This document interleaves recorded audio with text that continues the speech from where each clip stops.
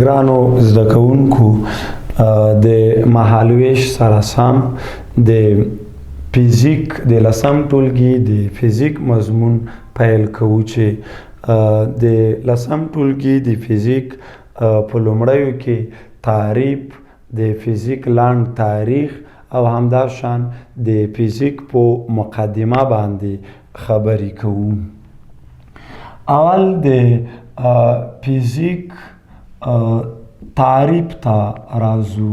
که څه هم د فزیک له کتاب سره تاسې په د اووم ټولګي څخه بلد یئ، خو بعضې تعریفونه او د فزیک د تاریخ په دې برخه کې باید لومړی معلومات ولرو. د فزیک کلمه دوه مصدرونه لري، یا د فزیک کلمه له دوو کلمو څخه راخیستل شوې ده. د فیوزس له یوناني کلمې څخه او یا د فیزیکا د لاتینی کلمو څخه اخیستل شوې ده. د فزیک کلمه په لغت کې د فیوزس له یوناني یا د فیزیکا د لاتین کلمو څخه اخیستل شوې ده چې لغوي معنا یې ده د طبیعت پوهه، د طبیعت علم. فزیک په لغت کې د طبیعت د علم په معنا دی. نالج اف نیچر ورته ویل کیږي. او په اصطلاح کې د فزیک لپاره مختلف تعریفونه ترسره شوي دي. د فرض کئ د فزیک لپاره یو تعریف داسې ترسره کیږي چې فزیک هغه علم دی چې د طبیعت له قوانینو څخه بحث کوي، یا فزیک هغه علم دی چې د مادې له ظاهري بدلونونو یا تغییراتو څخه بحث کوي، یا فزیک هغه علم دی چې د مادې او انرژي څخه بحث کوي، او نور مختلف تعریفونه د فزیک لپاره ترسره شوي دي. مونږ دلته د لسم ټولګي د فزیک مطابق یو جامع او یو ښه تعریف وړاندې کوو. تعریفونه اکثره وخت باید جامع وي، یعنی د هغه علم ټولې ځانګړتیاوې او خصوصیات باید په بر کې ولري. فزیک لپاره یو ښه تعریف داسې ترسره کیږي چې فزیک هغه علم دی چې د مادې جوړښت، د مادې ځانګړتیاوې، حرکتونه، انرژي او د ډیرو کوچنیو ذراتو یا مایکروسکوپیک نړۍ څخه نیولې بیا تر ماکروسکوپیک پورې بحث کوي. فزیک دې تعریف ته لږ وضاحت ورکوو. فزیک مو تعریف کړلو چې فزیک هغه علم دی چې د مادې جوړښت، د مادې جوړښت څه معنا لري؟ د مادې جوړښت په دې معنا دی چې فزیک مونږ ته دا راښیي چې ماده څه شي نه جوړه شوې ده. مونږ تاسو ټول پوهیږو چې ماده له مواد له د اتوم په نوم کوچنیو ذراتو څخه جوړ شوي دي. اتومونه بیا له نورو کوچنیو ذراتو لکه پروتونونو، الکترونونو، نیوترونونو څخه جوړ دي. هغوی بیا د نورو کوچنیو ذراتو کوارکس او داسې نورو څخه منځته راغلي دي. نو په فزیک کې د مادې جوړښت، د مادې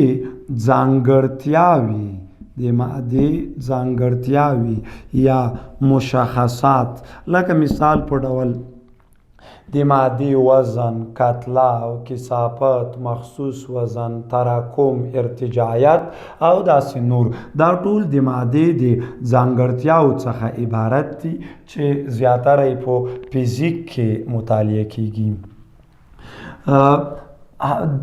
فزیک د مادې حرکتونه لکه په فزیک کې موږ بیلابیل حرکتونه مستقیم الخط حرکتونه او اهتزازي حرکتونه څپهیز حرکتونه دورانی او پرتابي او نور بیلابیل ډولونه د حرکتونو مطالعه کوو. انرژي په فزیک کې مطالعه کیږي. انرژي لکه مونږ په فزیک کې برېښنا مطالعه کوو، تودوخه مطالعه کوو، نور مطالعه کوو، د انرژیو نور بیلابیل ډولونه او د مایکروسکوپیک یعنی د ډیرو کوچنیو ذراتو څخه نیولې لکه الکترونونه او یا نورې کوچنۍ ذرې لوړه انرژي لرونکې ذرې څپې یا وړانګې او داسې نور د مایکروسکوپیک ذراتو څخه نیولې تر ماکروسکوپیک یا ډیرو غټو جسمونو پورې له دې ټولو څخه فزیک بحث کوي. نو فزیک هغه علم دی چې د مادې جوړښت، د مادې ځانګړتیاوې، حرکتونه، انرژي او د مایکروسکوپیک نړۍ څخه تر ماکروسکوپیک پورې بحث کوي. دا د فزیک لپاره یو ښه او جامع تعریف دی. بل راځو د فزیک لنډ تاریخ ته. د فزیک لنډ تاریخ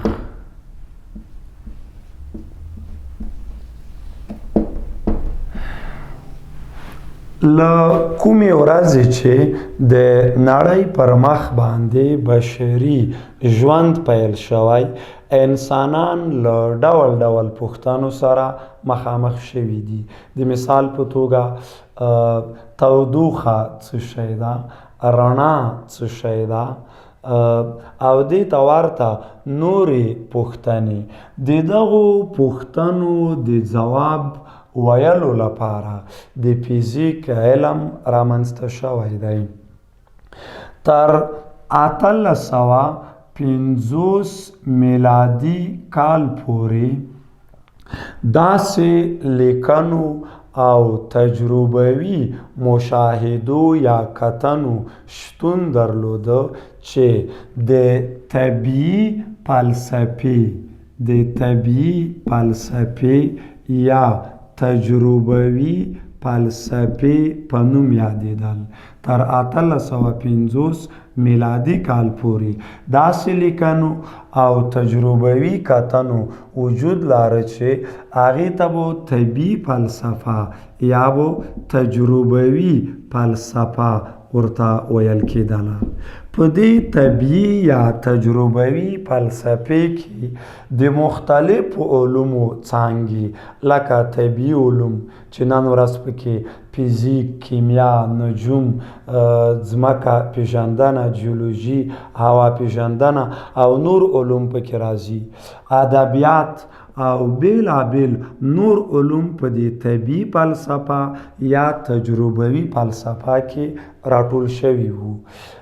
د څېړنو او تجربو څخه داسې معلومه شوې ده چې یو کس نشي کولای چې د علومو په هره برخه کې کار وکړي. یعنی یو کس هم د طبیعي علومو او ساینس په برخه کې کار وکړي، هم د ټولنیزو علومو په برخه کې کار وکړي، هم د په ادبیاتو، نجوم او نورو برخو کې کار وکړي. دا امکان نه لري.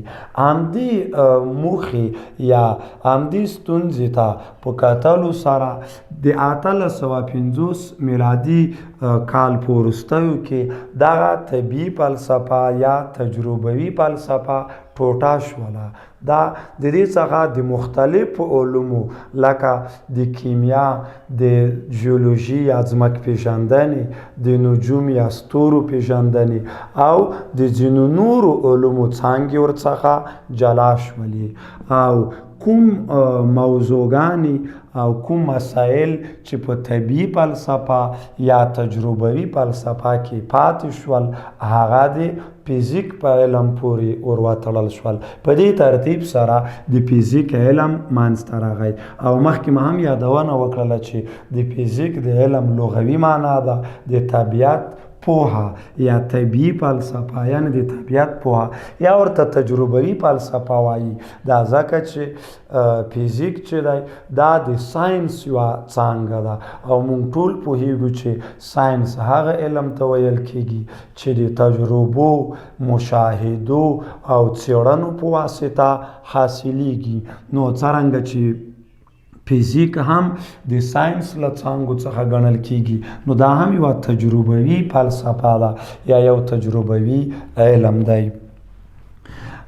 فزیک په خپل ټول تاریخ کې یا که د فزیک تاریخ ته فکر وکړو، فزیک 3 دورو څخه تیر شوی دی.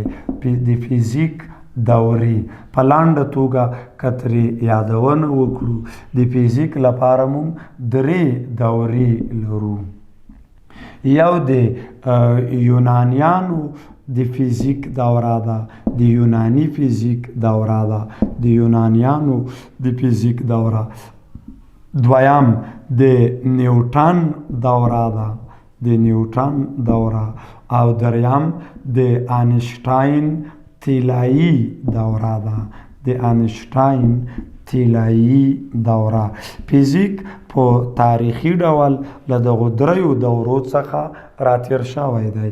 د یونانیانو دوره ده، د نیوټن د فزیک دوره ده چې په دې برخه کې هم د فزیک لپاره بیلابیل کارونه وشول، او د آینشټاین طلایی دوره بلل کیږي.